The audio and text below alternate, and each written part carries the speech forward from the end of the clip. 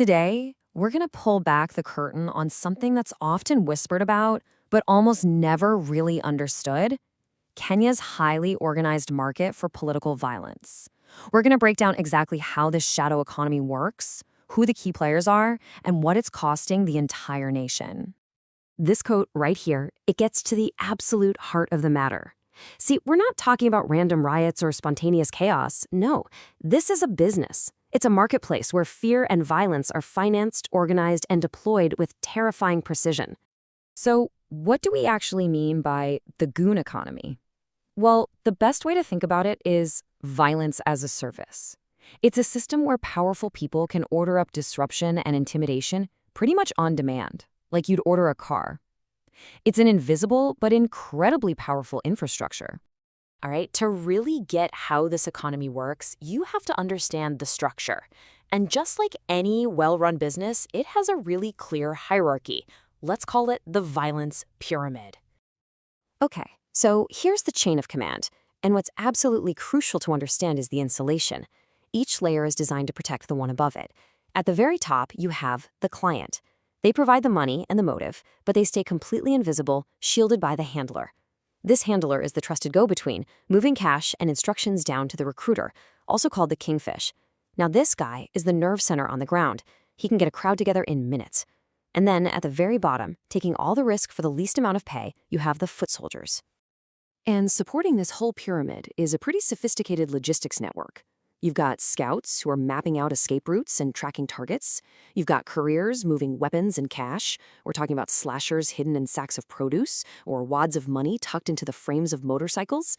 It's a full-blown operation, and it's all designed for maximum secrecy and speed. So we've seen the how. We get the structure. But that brings us to the much bigger question, the why. Why are so many young people willing to get involved in this?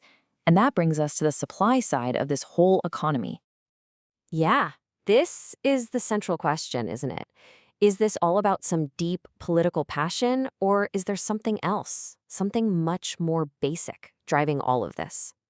Well, according to people who are actually inside this system, the answer is a hard no. It's not about politics. For the huge majority of the foot soldiers, this isn't about ideology at all. It's a job. It's purely about economic survival in places where there are just no other options. Let's actually put some numbers on that to see what it looks like. On a totally normal day, a young person in one of these communities might wake up with maybe 50 shillings. That's it. That's the baseline reality they're dealing with. But then a call comes in, and it's an offer. 2,500 shillings for just 3 hours of work. I mean, do the math. That is a 50-fold increase in their daily income. When you see that contrast, you start to understand the powerful pull. It stops being about a moral choice, and for a lot of people, it becomes the only rational economic decision they can make. And this recruitment, it's not random. It is systematic. The Kingfish knows exactly where to find his labor pool. They're at the local football fields, the neighborhood drinking joints, the street corners that are known as bases. These community hubs, they become the unofficial hiring halls for the Goon economy. But this kind of work, it comes at an unbelievably high price. And not just for society, but for the individuals themselves. This is a machine that more often than not just consumes its own people. For a foot soldier, life becomes a downward spiral. You've got the constant anxiety, the paranoia of being identified on camera, or even worse, being caught by a rival mob. A lot of them turn to substance abuse just to cope with it all, which of course just fuels more violence. They get trapped in this cycle that is almost impossible to break out of. So you might be thinking, well, why not just quit? Just walk away. Because the system is designed to trap you.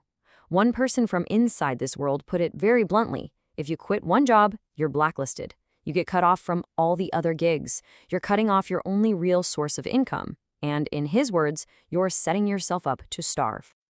Now, the impact here goes way beyond these individual tragedies. It all builds up into a massive national crisis, something that poses a fundamental threat to the entire democratic process. When you get right down to it, the whole goal of this marketplace for violence is to control political outcomes. It strikes directly at the very heart of what makes a democracy work, the idea that every citizen can vote, and they can do it without being afraid. And as you can see here, the strategy isn't just mindless chaos, it's very targeted. You've got physical disruption, violently interrupting the voting process itself. You've got intimidation to scare voters and suppress turnout. And then maybe the most damaging thing of all is the impunity. The fact that these groups often operate right out in the open, sometimes right next to the police, and there are no consequences. That just completely erodes public trust. And here's what makes this so incredibly dangerous. The machinery is permanent. The exact same networks that are used to disrupt a protest one month can be completely repurposed to intimidate voters the next. It's basically a standing army, always on call, always ready to be deployed. It's a constant, lingering threat to the country's stability.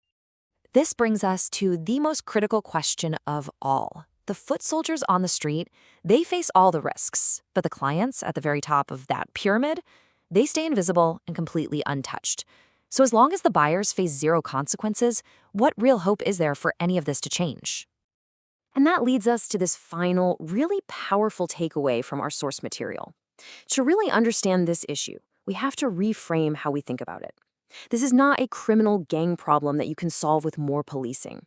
At its core, this is a labor market problem fueled by poverty and total desperation. And until the buyers, the architects of this entire shadow economy, are finally held accountable, the cycle is just going to continue. And Kenya's democracy will continue to run on fear.